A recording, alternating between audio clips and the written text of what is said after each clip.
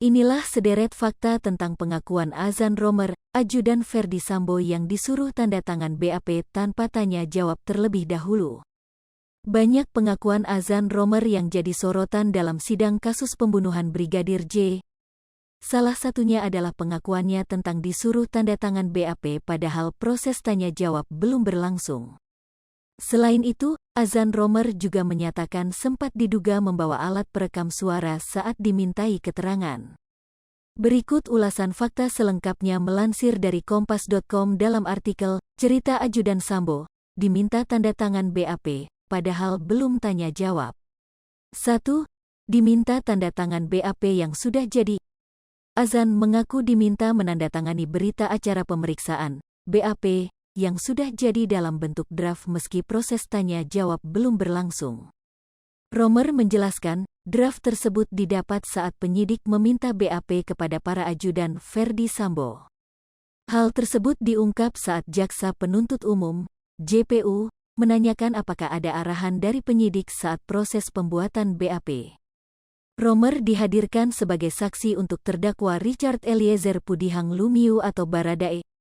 Anda dapatkan draft BAP yang sudah jadi, tanya jaksa. Siap sama, mendapat draft, jawab Romer dalam persidangan kasus pembunuhan Brigadir J di Pengadilan Negeri Jakarta Selatan, Senin, tanggal 31 Oktober tahun 2022. 2. BAP tidak sesuai fakta. Romer pun membenarkan bahwa di dalam BAP itu sudah tersusun jawaban. Romer mengatakan, dalam BAP sudah tertulis para ajudan tidak mendengar suara tembakan dan sebagainya. Selain itu, ia juga disuruh menandatangani BAP tanpa bertanya. Padahal, menurutnya, BAP yang disodorkan tidak sesuai dengan fakta yang ada. Sebab, ia mengaku mendengar suara tembakan. 3. Diduga dipasangi alat perekam suara. Azan Romer juga menyatakan sempat diduga membawa alat perekam suara saat dimintai keterangan untuk berita acara pemeriksaan, BAP, oleh penyidik Polri di gedung Bareskrim. Namun alat tersebut ketahuan oleh penyidik dan langsung dicopot. Padahal Romer sudah menjelaskan kalau alat yang menempel di badannya itu bukanlah alat perekam suara. Hanya saja, Romer tidak menjelaskan secara detail tanggal dari proses permintaan BAP itu. Waktu saya pemeriksaan di Bareskrim di lantai 3, saya berada di ruang pemeriksaan paling pojok, kata Romer dalam persidangan, Senin, tanggal 31 Oktober tahun 2022.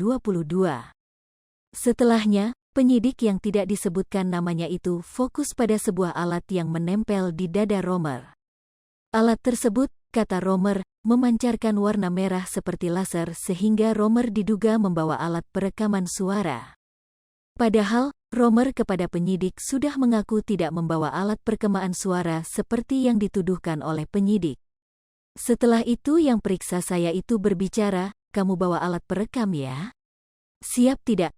Apa itu yang merah-merah di badan kamu seperti laser, kata penyidik. Namun, tidak mendengar penjelasan lebih lanjut dari Romer, penyidik tersebut kata dia langsung mematikan alat tersebut dan mencopot dari badan Romer. Terus dimatikan lampunya sama bapak itu langsung dicabut, tukas Romer. Hai pemirsa Sri Popo TV, jangan lupa komen, like, dan subscribe, serta tonton terus berita-berita terupdate lainnya ya.